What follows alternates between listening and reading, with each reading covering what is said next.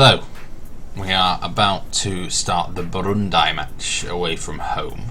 And before then, a new record, unbeatable Ivory Coast set new record, 28 games unbeaten with the Ivory Coast. Obviously I lost a couple of games on penalties, I think, in that particular time. So, or one game on penalties anyway, but fantastic run that we've had. 3 years unbeaten inside 90 minutes. And interesting little press conference that my assistant did. I sent the assistant to the press conference. Your team are big favourites for this one. How do you see the game going? Actually, I would rather be more cautious than that. Burundi will be tough opponents. Well, I'll tell you now, they're not going to be tough opponents. They are 151st in the world now. We look at their recent results. They just lost 4-1 away against Mozambique. Actually had some success in some friendly games, but this should really be a walk in the park. Have we played them recently?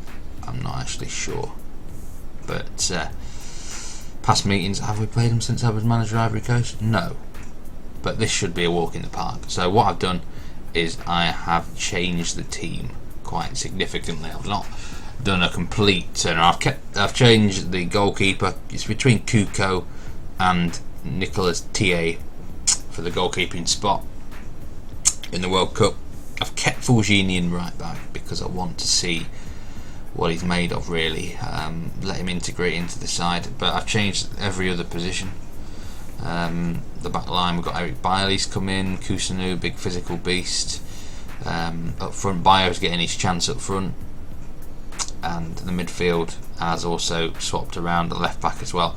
So wholesale changes. A lot of the team starting here we've got 4 players below 50, below 60% and below in terms of match sharpness. So whether or not they're going to last the 90 minutes, I'm not sure. But this should be a fairly straightforward test against Burundi away from home. We're 1-6 favourites. If I've started my strongest team here, you're talking 6-7-8-0 probably. This side is a weakened side. It should get the job done. Probably 3 or 4 I'm looking at here. But it's a serious test for these players in terms of we want to see what they're made of. We want to see what these sort of fringe players, the weaker, the second 11 can do. Because if you're going to win a World Cup, these players are going to have to feature at some point. Or if you're going to go deep in any tournament, thinking the African nations next year as well. I expect to win, as you would, as is totally fair. The tunnel, I'm sending the assistant to the tunnel for a match like this. There's probably some feedback.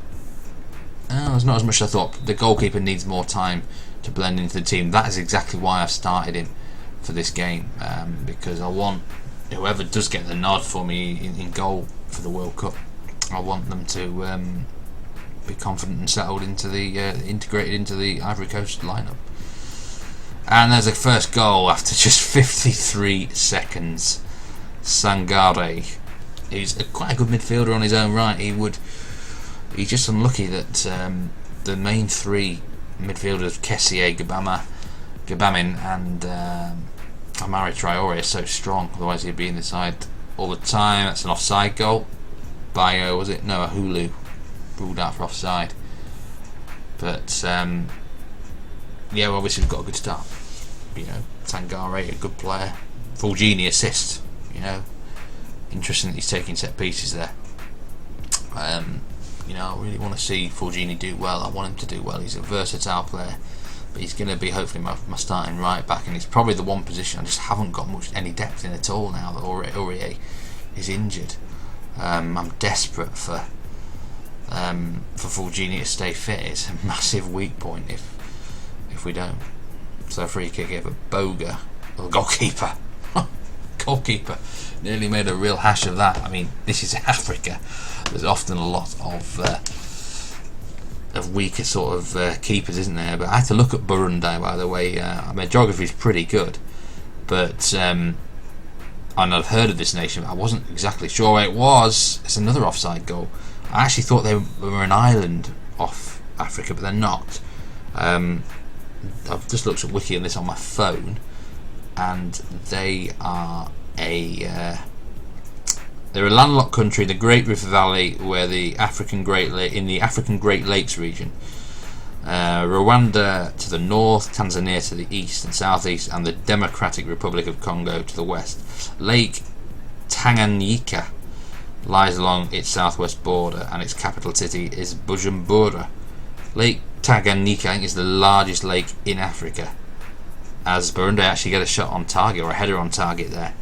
A very small country, as I say, in the middle, sort of central to just south of the central belt of Africa, in that Great Rift Valley. We've only got 1 goal against them here. You know, they've actually held their own pretty well so far in this game. Not particularly impressed with this second 11 side at the moment. They've definitely been a sterner test than I thought we'd have at least 2 or 3 by now. We're not even dominating the match as I wanted to. Yes, it's not our strongest team, but this should still have way too much for them. You know, I'm going to have to put "don't get complacent" out there really here. Someone got stressed. Ahulu. Why would you be stressed? It's a pretty obvious statement. You're 1-0 up against a side that you expect to be. Don't get complacent. You know? Anyway, see what the second half brings. As I say, I've not been overly impressed with this from us so far. Second goal would just kill off the game, I suppose. Boga. I mean, we've got to remember, a few of these players are really lacking match sharpness, and that is a problem of international management. You get that, and it's a bit easier for the World Cup and the tournaments. We can try and build these fitnesses up.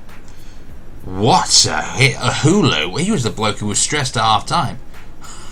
Worked that one out. Was it Ahulu?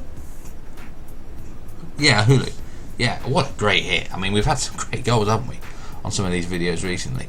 But yeah, 2-0. That pretty much ices this game. I don't see Burundi getting 2 goals. It might get 1. We haven't looked that great, but I just wonder if those half-time words have woken us up a bit. You know. Go on, have a shot again, son. Oh, not this time. Ahulu trying to make a case for himself in the team. Kwame's got a pulled groin. There's no need to risk anything, is there? Kwame. Can Doom be a player left wing? No. Don't really want to have to bring on anyone significant. We'll put Wolves at heart on. I think. Might as well. Give him some minutes. He came off, didn't he? He got booked the last game. Don't get booked, Wilf. Although it doesn't really matter if you miss these African nations qualifiers. We'll cruise the group. Fulgini. Ahulu. Can we add to our advantage? Ahulu. Well, I tell you what, he has caught the eye here. Jean-Oud Ahulu. We're going to have a look at his profile after the game. We've not really talked about him at all. He's one of the fringe players in the side. He's such a strong midfield that he's probably like 5th or 6th in the pecking order for midfield. But he's made, you know, a case for himself here, hasn't he? He's caught the eye. 2-0 against Burundi, 56 minutes, which is probably about a fair scoreline at the moment, actually, I would say. They've equipped themselves quite well, better than I thought they would. We haven't dominated them as I wanted to. That's a chance as well, look at that. Big bloke from Nanajiamo, ex-Paris FC player, I do believe, strong in the air. We've definitely been better in the second half. I think those half-time words made a difference. Ahead of Hulu again. He is having a stormer. This is the fella who was stressed at half-time. I mean, everyone else was like focused. He was the bloke stressed, and he's the one who's come out and played better, best of anyone. Work that one out. I can't work that one out, you know. But it did the job for him, didn't it? Maybe he needed that Maybe he needed to be told that. But he's come out with 2 goals, cracker and then a header. Sangare! Well, he nearly got himself a second goal. As I told you before, the midfield is a massive strength for Ivory Coast. You know, it's so strong that I was even considering trying to get like a D-mid in there, perhaps, to complement the 3, which might be something for the World Cup we can look at in terms of formation, but then we're losing our front 3. So, I don't know. It's tricky. We might have to think of another formation, a defensive type formation, for when we face someone like, you know, a France or a Germany or an England at a World Cup. Bogo has a good chance. But we do have, this proves we've got strength and depth in that midfield. That's for sure. No doubt whatsoever. All 3 of these, you know, can do a job. And I've been encouraged by the second half. Unlike the Mali game where we switched off, them half-time words really made a difference here. These fringe players have tried to come in full genie, and that's a good chance. I quite like what I've seen from Fulgini in these 2 games. You know, this right back position a little bit more. He's done well there, actually, the lad. I'm feeling a bit better. I was worried when we were getting injured. You know, we need Fulgini to stay fit, that's for sure, but it's encouraging. You know, he's for someone who's not his natural position, but very versatile player, and he's got the attributes. I like the attributes he's got for the right back, so the wing back support role. So 3-0, Burundi come, and that was half a chance for them actually. And it's Yamo. Yeah, I'll give them credit here, Burundi. They've not been a complete walkover, have they? Certainly the first half we struggled to get past them, didn't we, at times? I said, 3-0, 4-0 pre-match, and it looks like it's going to be something like that again. We've woken up in the second half, shown our true qualities. We don't need to make any substitutions, we can keep players fresh. You know, I don't want to knacker them out, because they'll be going back to their clubs in about probably 7 days' time. No point in having my top players low on conditioning with the World Cup approaching.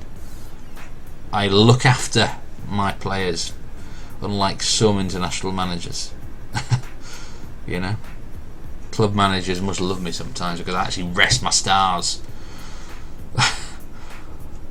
But yeah, can we get another 2 goals? Would be nice. I've enjoyed the second half performance. We've played nice. A lot of positives here from some of these players. Zahar again, like talked about Zahar in the last match against Mali. We just don't see enough from him. You know, that is definitely a worrying sort of issue. You know, because these wingers aren't doing. That's a great hit, Sangare, second goal for him. These midfielders have had a great match for us today. And, you know, it does make me think, like, in that World Cup against tougher teams, I could maybe have a D mid. So I'm sort of thinking 4-1-3-2. What do you think? 4-1-3-2 could work, or 4-1-3-1-1 sort of thing. Pepe up front. Maybe Pepe could complement Bayo, perhaps. Maybe it could be a way to get Bayo in that complete forward role. Got me thinking now. Was this? For these midfielders, get another one in there. Yeah, because Zahar, he's knocking on the door a bit now. That's a great hit. Hulu again, nearly a hat trick today. Yeah, he is having an absolute storm. Look at that. And that probably should have been a 5th goal for Bailey. We've absolutely smoked this second half. Yes, it's against the nations 151st in the world, but in that first half they equipped themselves well against us, and these players, I'm pleased they've got a reaction. Man of the match, who's it going to be? Hulu or Sangare? It's got to be Hulu, hasn't it? Because yes, he had an assist as well. But Fulgini, 2 assists. Really happy with this. This is really encouraging for us going forward into the World Cup, which will be the next fixtures in this Ivory Coast section of the videos. 4-0 win. Bayo, can Bayo get a goal? He's drifting my. It's a penalty. Oh, it's got to be Ahulu, hasn't it, for the hat trick? He wouldn't normally take a penalty, I don't think. He's got to beat the Burundi goalkeeper for a hat trick, and he has. He's scored a hat trick. What a performance, Jean-Oud Ahulu! Fantastic performance. He's definitely made a case for himself here, hasn't he? Yes. It's going to be tough for opponents, but 5-0 win. And you know what? I think we probably deserved this in the second half. But respect to Burundi, they weren't as bad as I thought. We showed our quality in the second half, but a 9.5 rating, hat trick for Ulu. Sangare got 2, and it was a really good performance.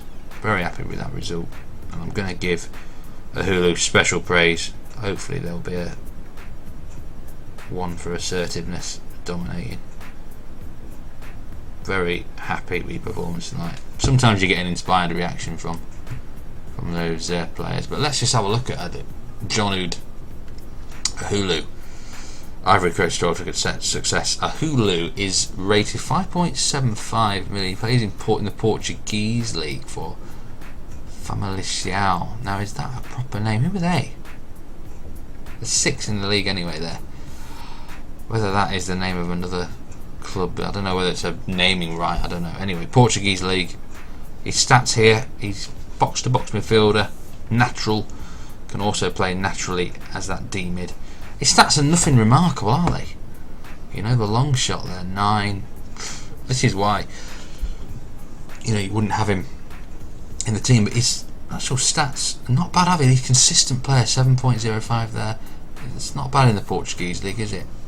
He's caps for us now. He's had 18 caps, 5 goals.